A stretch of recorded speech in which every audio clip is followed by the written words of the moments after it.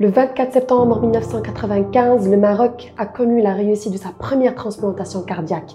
Et 28 ans plus tard, nous sommes venus à la rencontre du docteur derrière cette prouesse. Professeur Wadji Mazzouzi, merci d'avoir accepté notre invitation. Merci à vous, Léla. C'est un plaisir et un honneur pour moi. Vous avez un CV qui est très riche en expérience et en recherche scientifique, en pratique médicale, surtout chirurgicale. Quel est le secret de ces réussites ? Eh bien, je pense que une partie de l'élément majeur qui m'a motivé, c'est que j'ai toujours eu, depuis ma jeunesse, une approche assez pluridisciplinaire de la science. Je me souviens que, en même temps que j'ai préparé mon baccalauréat, je m'étais inscrit à un cours d'électronique pour avoir un diplôme d'électronicien, et que plus tard, lorsque j'étais bien avancé en chirurgie cardiaque, j'ai commencé également des cours à la faculté de droit qui se sont soldés par un doctorat à la fin, comme vous avez pu le lire dans le CV. Autrement dit, j'ai toujours été contre ces barrières qui ont été érigées entre les différentes disciplines scientifiques. J'aime bien me référer à un exemple qui existe dans les pays comme l'Espagne. Vous ne trouverez pas une cité des sciences, vous trouverez une cité des sciences et des arts. C'est-à-dire que ça procède de la même essence d'innovation, que ce soit l'innovation artistique ou scientifique, technique, etc. Donc ces barrières sont, à mon humble avis, à briser. Et après, on va passer justement au moment fort de votre aventure médicale et chirurgicale. Si je dois me rappeler les moments forts, et c'est pour moi difficile de les oublier, il y a d'abord un moment social et psychologique, j'allais dire. C'est une équipe, comme une équipe de football, qui est soudée, qui est unie, qui est motivée, et qui est rompue à tous les exercices de simulation répétée, et qui est prête à tous les sacrifices.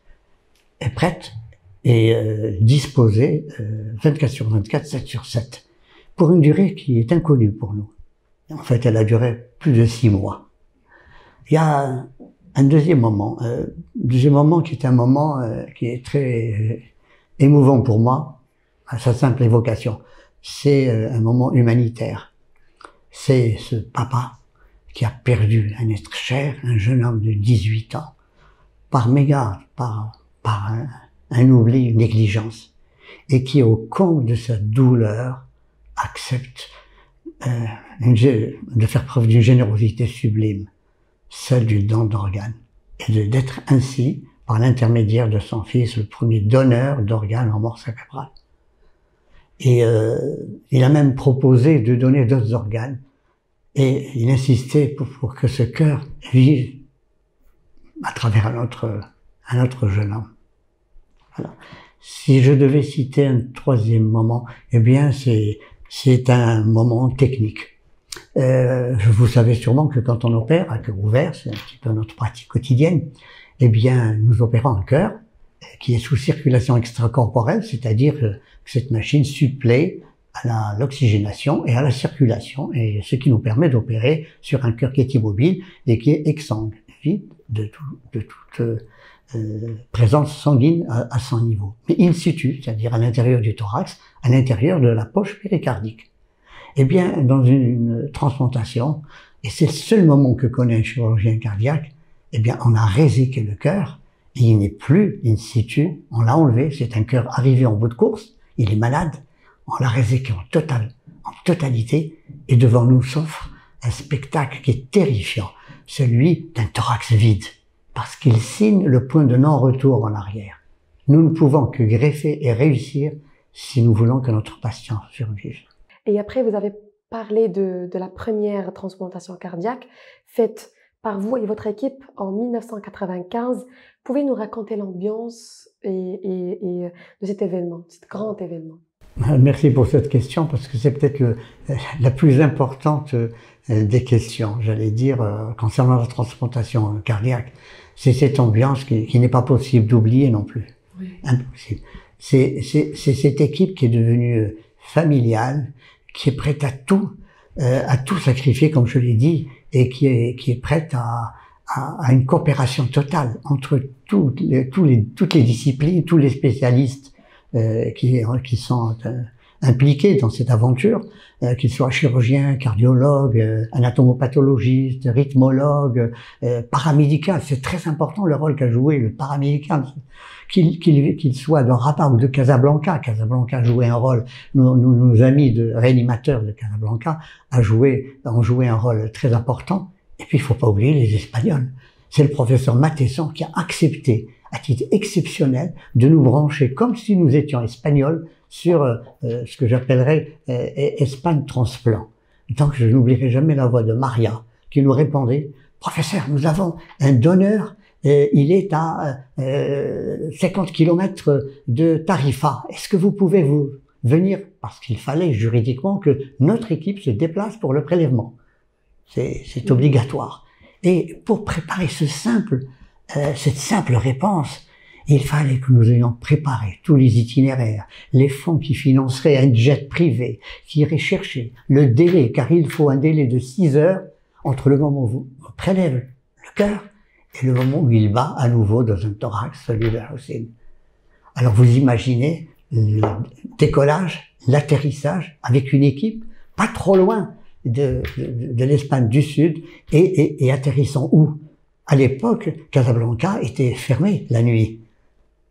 On ne pouvait atterrir la nuit qu'à Rabat, à l'aéroport de Rabat Salé. Autorisation spéciale pour j'allais dire, importer un produit assez particulier, avec une autorisation pour ne pas être taxé de contrebande d'organes. C'était terrible comme organisation. Mais c'était également très humain pour ces gens qui se battaient en dehors de nos frontières, pour que nous ayons un cœur comme si nous appartenions à leur il y avait combien de personnes dans l'équipe au total? Oh, une vingtaine environ, je dirais, alors il y a des gens, je parle de Rabat, il y a environ une dizaine à Casablanca, qui ont coopéré comme si c'était une réalisation à Casablanca, je dois le reconnaître. D'accord? Et pour aller, heureusement que ça s'est passé au Maroc, je veux dire que le greffon est venu du Maroc, mais malheureusement il est venu de Casablanca, malheureusement du point de vue distance. Donc nous avions tout prévu, nous avons calculé tous les feux rouges, intra-Casablanca, la sortie de Rabat, le délai, 2 voitures qui partiraient, l'une peut tomber en panne, parce que ce greffon est un côté précieux que vous ne pouvez pas imaginer. Il fallait imaginer toutes les pannes possibles, puisqu'il fallait prélever à Casablanca. Imaginez la nuit une panne d'électricité au milieu du prélèvement. Donc nous avions ce qu'on appelle des torches électriques, et ça s'est passé comme ça. Il y a eu une panne à Casablanca et les torches ont pris le relais. Oui, heureusement. Oui, c'est pour vous dire que c'est une aubaine. Et puis l'arrivée dans la nuit du greffon avec l'équipe mes collègues chirurgiens, tous des chirurgiens avérés et très expérimentés, qui sont arrivés avec le greffon, tandis que nous, l'équipe de transplantation de greffe était là avec une synchronisation très importante. Il fallait commencer l'anesthésie de Hussein, être prêt, avoir branché pratiquement les circuits de circulation extracorporelle au moment où se faisait l'entrée du greffon à l'entrée de Rabat. Et quand vous avez commencé l'opération et la transplantation, c'était comment? Eh bien, nous étions très sincèrement dans un état second où il n'était pas possible d'être conscient de ce que nous faisions. Nous étions des robots rompus à cette pratique par différentes simulations et il fallait faire au plus vite, chaque minute compte, et au point que lorsque l'intervention est terminée, eh bien mes collègues qui opéraient avec moi m'ont obligé à sortir en me disant c'est terminé, nous sommes en train de refermer, tout va bien, nous t'obligeons à te mettre sur un chariot. Je voudrais d'abord dire un mot sur sa réaction avant l'intervention. Il a attendu 6 mois, il a entendu des sons de cloche très différents. Il est resté 6 mois pratiquement avec nous dans le service. Il fallait surveiller ce qu'il mange, qu'il ne fasse pas une intoxication alimentaire. Dans les fêtes, il fallait sortir. Il était accompagné par l'un de nos médecins pour qu'il ne lui arrive rien.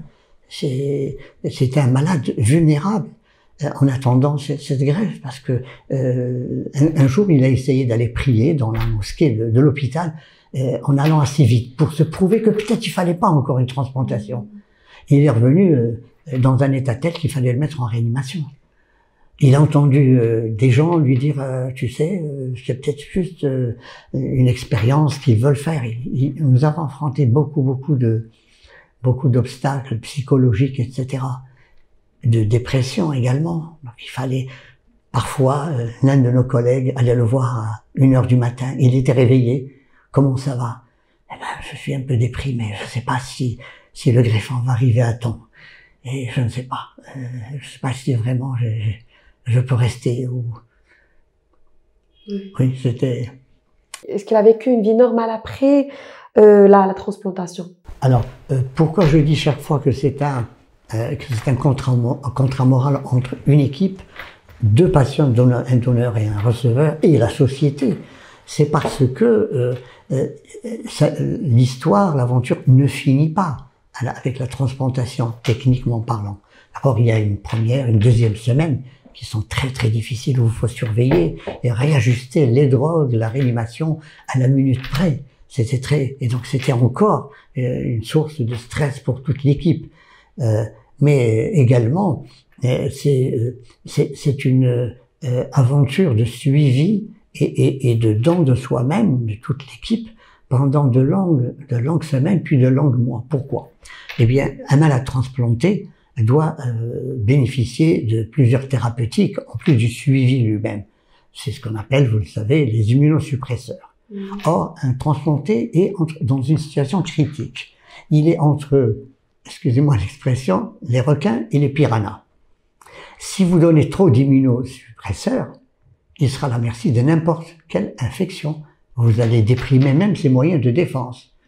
On va appeler ça les requins. Mais si vous ne donnez pas assez, vous risquez le rejet. Et ce rejet, eh ben, c'est la fin de l'aventure, bien sûr. Ce sont les piranhas. Donc il faut, par un dosage régulier et biologique, savoir où est-ce qu'on en est, etc. Au bout de 5 ans, on estime que tout peut arriver, indépendamment de la transplantation. C'est comme pour l'évolution d'un cancer. 5 ans, l'opération a réussi, bien sûr. Et après, le Maroc n'a jamais connu un véritable programme de transplantation cardiaque. Quelle est votre lecture à ce sujet? Bien, il a fallu attendre 30 ans pour ou 25 ans, je me souviens plus, pour qu'une deuxième greffe soit réalisée brillamment par l'équipe de Marrakech et avec succès. Malheureusement, c'est une fillette de 12 ans qui n'a pu vivre que 2 ans parce que les obstacles, les piranhas et les requins dont je vous parlais sont là pour guetter. Et j'insiste pour que donc il y ait un établissement marocain des greffes et non pas juste une organisation, un encadrement structurel au niveau des directions du ministère, au niveau local, au niveau national. Non, c'est une agence dédiée, hein, avec un vaste programme de transplantation. Vous savez que dans certaines provinces du Sud, les greffes de cornée sont nécessaires pour un grand nombre d'enfants à cause du trachome. Donc la greffe de cornée, c'est la priorité. La greffe du rein, bien sûr. La greffe du foie et le cœur, bien sûr. Et l'établissement d'une banque de tissus. Donc nous avons voulu cette greffe du cœur parce qu'il y a une aura autour du cœur. Nous l'avons voulu comme un porte-drapeau pour lancer la promotion du don d'organes et nous avons fait une multitude de conférences à travers le royaume pour motiver non seulement la population, mais les médecins, les confrères. D'abord, cette agence est responsable aussi d'un registre qui serait tenu au jour le jour, informatisé. Et vous savez, à ce moment-là, quand tout est bien organisé, quand il y a un don d'organes potentiel, c'est-à-dire un moment dramatique où on cesse de se battre pour sauver un malade, il est perdu, il est en mort cérébrale, et on commence à penser à sauver un autre malade qui, lui, est en survie provisoire de quelques semaines ou de quelques mois. Donc, dès qu'un cas est surveillé, parce que les réanimateurs doivent être tous prévenus, vous imaginez leur travail, ça veut dire que chaque patient qui rentre en état grave, notamment de traumatisme cardiaque, eh bien, ils doivent le soigner comme si c'était un donneur potentiel. C'est-à-dire avec toutes les règles d'asepsie, de Pâques préparées à l'avance, et non pas comme n'importe quelle urgence qui arrive. Oui. Et ces réanimateurs vont prévenir le coordinateur qui est à la tête du registre, j'allais dire informatisé, et qui va voir une liste selon l'âge, selon l'organe, selon le poids. Il faut une concordance entre le poids du receveur et le poids. C'est cette agence qui va faire en sorte d'organiser ce qu'on appelle le don multi-organes. Car à partir d'un donateur, c'est plusieurs organes qui peuvent être prélevés à partir de l'acceptation du donneur lorsqu'il était vivant ou de sa famille. Et donc, ça peut sauver une multitude en commençant par la cornée, en terminant par des tissus qui peut sauver. Donc, tout ça est le lot de ce coordinateur. Il faut prévenir, évidemment, également, il faut prévoir plutôt d'adapter à chaque fois la législation marocaine qui existe, bien sûr, maintenant, et à la psychologie, à la culturelle de la population, pour que actuellement on ne soit pas à un stade, c'est malheureusement l'état actuel qui est mitigé, qui est entre ce qu'on appelle le consentement implicite et le consentement explicite, ce qui jette le doute un petit peu sur les possibilités de don d'organes. D'accord? Et évidemment, cette agence va surtout organiser la promotion du don d'organes par des conférences. Il ne s'agit pas d'attendre la journée du don d'organes organisée par l'OMS. Non, il s'agit de travailler localement, nationalement, pour rattraper le retard. Hein. En Espagne, ils ont plus d'offres de dons d'organes que de besoins d'organes. Pourquoi? Parce qu'ils se sont attelés à former des coordinateurs, qui sont des gens qui savent parler de manière humaine, qui sont formés en psychologie et qui font comprendre la beauté du geste, la générosité du geste, et surtout ne commettent pas d'erreur. Ne commettent pas d'erreur en parlant à la famille, qui peut demander, comme je vous l'ai dit, à visiter en réanimation l'être cher qu'il croit en train de partir alors qu'il est parti déjà, qui ne comprennent pas que la mort cérébrale, c'est la véritable mort. À partir du moment où il y a mort cérébrale détectée dûment par des moyens très précis dans le principal électroencéphalogramme, à partir de ce moment, si on ouvre la boîte crânienne, on trouve de la bouillie. Ce n'est plus un tissu. Donc, personne n'est autorisé à dire « oui, mais si on avait gardé notre patient », eh bien, peut-être que par des moyens de réfrigération, je ne sais trop quoi, comme ça se passe de manière insensée dans certains pays, comme en Amérique, eh bien, peut-être que la science aura progressé dans 10 ans. Oui, elle aura progressé dans tous les domaines, sauf pour restaurer des cellules nerveuses qui sont déjà parties. Oui. Je regarde, c'est uniquement le paradoxe qui est ressenti dans la loi 2695, entre l'article 13-14, qui dit voilà, un patient de sang vivant doit et peut signifier son interdiction ou son acceptation du don d'organes. Et l'article 16 et l'article 14 confortent il suffit de s'inscrire au tribunal de première instance de son domicile, qui est proche de son domicile. Mais l'article 16 vient en quelque sorte jeter le doute et établir un certain paradoxe en disant oui, mais la famille doit être consultée ou peut être consultée ou s'opposer, etc. Quand on se pose des questions de métaphysique ou des questions de technique, ou on se pose des questions concernant le doute, est-ce qu'il est réellement mort? Quand on ne sait pas ce que c'est la mort, la véritable mort, la mort cérébrale. Or tout ça est récent. Vous savez. Et que dit la religion dans ce sens? Est-ce que c'est interdit par la religion? La religion est, moi je dirais, je vais un peu m'avancer, c'est la religion la plus généreuse. Hein, puisque dans Surat al-Maïda, le numéro 5, le verset 32, eh bien, il est spécifié que celui qui aura sauvé la vie d'un être humain sera considéré comme ayant sauvé toute l'humanité. Et c'est repris, ça a été repris ensuite par le prophète lui-même, sallallahu alayhi wa sallam, et qui a donc dit que quand un homme meurt, eh bien, son esprit reste, sa mort n'est pas réelle, à condition que il y ait un fils qui prie pour le repos de son âme, qu'il y ait une science qu'il a transmise à titre allant pour une longue durée, et également qu'il ait commis une action qui est de longue durée. Quel meilleur exemple que celui du don d'organes? Et après, motivé par cette pénurie, on a comme solution le cœur artificiel. J'ai vu que vous travaillez depuis plusieurs années sur un cœur artificiel qui sera le premier du genre au tiers-monde. Alors, vous pouvez nous donner l'état d'avancement de cette grande initiative? Donc, cette pénurie qui ne couvre que 10% au maximum, à tout casser, le don d'organes, eh bien, voit comme on l'a dit, 63 millions en 2022 de personnes qui souffrent à travers le monde d'une défaillance cardiaque grave arrivée en bout de course. Eh bien, beaucoup meurent en attendant le don d'organes. Donc, il fallait une alternative cybernétique, c'est-à-dire un dispositif électrique, mécanique, qui suppléerait la fonction cardiaque et qui permettrait soit d'attendre le don d'organes, c'est ce qu'on appelle bridge to transplantation, c'est-à-dire un pont vers la transplantation. On bénéficie de l'implantation d'un cœur artificiel en attendant la transplantation.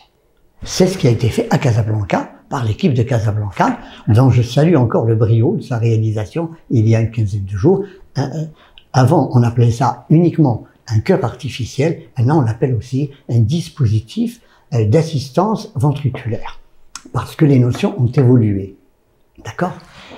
Ont évolué parce que dans l'histoire du cœur artificiel, eh bien, on s'est adressé d'abord au remplacement total du cœur. On résèque ce cœur comme si on implantait un cœur organique et on implante un dispositif très complexe, très coûteux, et ce dispositif, bien sûr, il est sujet à des pannes. Bien sûr, il y a un risque beaucoup plus important. Okay? De plus, c'est un point de non-retour. On ne peut pas faire autre chose si on découpe un cœur et qu'on implante un cœur artificiel total. Ça s'appelle le cœur artificiel total. De plus en plus, on s'est adressé à ce qu'on appelle donc le LVED, Left Ventricular Assist Device, qui est une pompe d'assistance. Car la véritable pompe du cœur, c'est le ventricule gauche. D'accord? Et ce dispositif, il a subi lui-même une évolution. Il a un historique. On s'est adressé à des pompes plus ou moins complexes. On s'est adressé à des pompes ensuite qu'on appelle axiales. Et on s'adresse de plus en plus à des pompes rotatives mais centrifuges. C'est des termes techniques qui sont beaucoup plus petits, qui sont beaucoup plus maniables et qui permettent maintenant de passer du stade du BTT, donc Bridge to Transplantation, à un stade de thérapeutique définitive. Il y a des gens qui sont sous ce cœur artificiel depuis près de 20 ans maintenant. Le problème, c'est que ce cœur est très très coûteux, même celui qu'on appelle uniquement dispositif d'assistance ventriculaire gauche. Il est très coûteux. On parle uniquement du dispositif, c'est au-delà de 200 millions, c'est-à-dire 2 millions de centimes. Vous imaginez, vu le besoin, qui n'est pas recensé au Maroc malheureusement. Mais il n'y a aucune raison pour que ça soit inférieur aux besoins français ou aux besoins d'un autre espagnol ou d'un autre pays. C'est la raison pour laquelle j'ai toujours été persuadé que les compétences marocaines sont ici pour fabriquer le premier cœur artificiel ou pompe d'assistance du ventricule gauche et avec comment dirais-je, les moyens locaux parce que les compétences existent. Et pourquoi cela m'intéressait? Parce qu'il s'agit d'un projet fédérateur. Ce projet fédérateur, eh bien, il consiste à transformer des pôles de compétences en pôles d'excellence qui sont issus de différentes institutions dont nous disposons. J'ai contacté la plupart de ces institutions. Qu'il s'agisse du ministère de l'enseignement supérieur et de la recherche scientifique et de l'innovation, ou de sa direction dédiée, qu'il s'agisse de l'université de Ben Gurir avec Nasser, qu'il s'agisse d'autres institutions. Et le problème qui se pose à leurs yeux, alors que je pense que on peut l'affronter, c'est le coût de cette recherche. Moi, je suis en mesure actuellement de dire que cette recherche ne va pas dépasser 10 millions de dirhams répartis en 3 ans. Et les compétences sont là. Je les ai prouvées puisqu'il y a 10 ans, nous avons réalisé presque complètement le premier dispositif, le premier prototype qui est absolument obsolète actuellement. Ça a évolué dans 10-15 ans. Quelles sont vos recommandations pour justement faire avancer soit la transplantation cardiaque naturelle ou bien le cœur artificiel? Quelles sont vos recommandations? Eh bien, la recommandation qu'on a adressée à l'équipe marocaine de football, il faut y croire, il faut persévérer et il faut y aller.